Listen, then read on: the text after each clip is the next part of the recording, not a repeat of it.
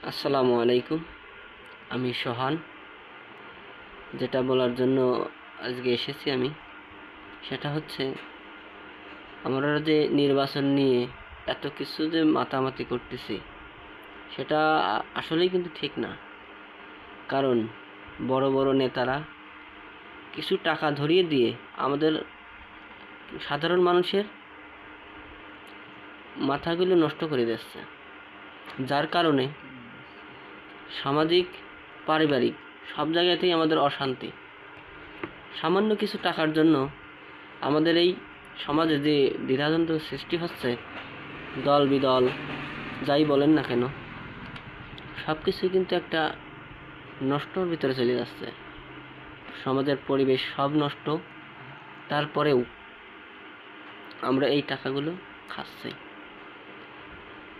একই পরিবারের 3-4 দল যাই বলেন করতেছে, কিন্তু এতে যে কি ভয়ানক একটা পরিণতি হবে এটা কিন্তু আমরা কেউ বুঝতেছি না। কিছুদিন আগে আমাদের পাশের এলাকায় অনেক মারামারি, শুধু একটা কেন্দ্র করেই। কিন্তু বড় বড় নেতারা যারা, এরা কিন্তু আসলে কোনো কিছুই মনে করতেছে না। তাদের কাজটা হাসিল করা, আর আমরা কি করতেছি সাধারণ মানুষ?